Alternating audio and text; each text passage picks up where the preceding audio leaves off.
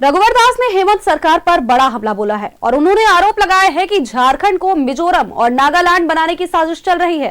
साथ ही उन्होंने पेसा कानून लागू नहीं करने को लेकर के सरकार पर निशाना साधा है, जिस पर कांग्रेस ने पलटवार किया है। इस रिपोर्ट में देखिए।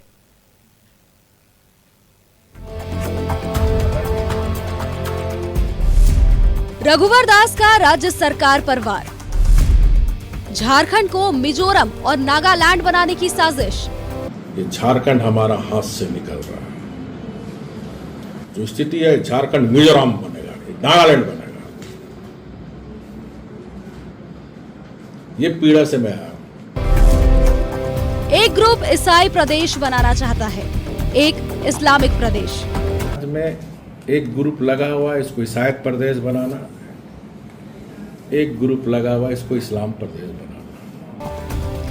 पूर्व सीएम रघुवर दास ने राज्य सरकार पर बड़ा हमला बोला है। दुमका में रघुवर दास ने कहा कि सरकार में शामिल एक ग्रुप झारखंड को ईसाई प्रदेश बनाना चाहता है, जबकि दूसरा ग्रुप इस्लामिक प्रदेश। उन्होंने कहा है कि यही वजह है कि झारखंड में पेसा कानून लागू नहीं किया जा रहा। तो ऐसी स्थिति में पेसा कानून लागू होना बहुत जरूरी है, क्योंकि पेसा कानून लागू होने से दूसरे धर्म के लोग रूढ़िवादी व्यवस्था में लगे और इसीलिए वो दबाव डालकर पेसा कानून, सख्ती पेसा कानून लागू नहीं होने दे रहा है। क्योंकि एक का धंधा है धर्मांतरण करना और एक का धंधा है अवैध घुसपैठी, और दोनों को सरकार में जो संरक्षण राजनीतिक दल है, दोनों का समर्थन है। रघुवर दास ने कहा कि जिस तरह से धर्मांतरण हो रहा है और बांग्लादेशी घुसपैठियों की संख्या बढ़ रही है, उससे आदिवासी अल्पसंख्यक बन जाएंगे। रघुवर दास ने कहा कि उनकी सरकार ने पीएफआई पर बैन लगाया था, लेकिन हेमंत सरकार में पीएफआई फल फूल रहा है।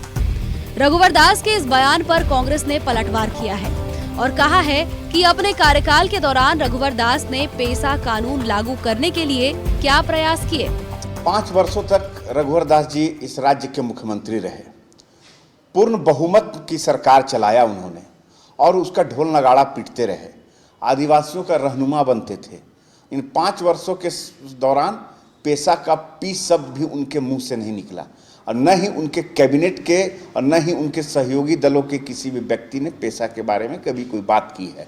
और आज रघुवर दास जी पेसा के बारे में उस वक्त बोल रहे हैं जब कांग्रेस लगातार इस मामले को उठा रही है। महागठबंधन की सरकार इस पर पूरी तरह से गंभीर है। भारतीय जनता पार्टी ये तय कर ले कि रघुवर दास जी का गुट कौन सा है, बाबूलाल मरांडी जी का गुट कौन सा है, अर्जुन मुंडा जी का गुट कौन सा है और संगठन का गुट कौन सा है, ये तय कर ले वो लोग। फिर ये सवाल झारखंड मुक्ति मोर्चा से करें तो बेहतर होगा। राज्य में सरना धर्म कोड और पेसा कानून पर सियासत गर्म है। सत्ताधारी दल सरना धर्म कोड की मांग कर रहे हैं, जबकि विपक्ष राज्य में पेसा कानून लागू करने की मांग कर रहा है। न्यूज़ 11 भारत के लिए दुमका से राकेश के साथ रांची से विपिन और राकेश की रिपोर्ट।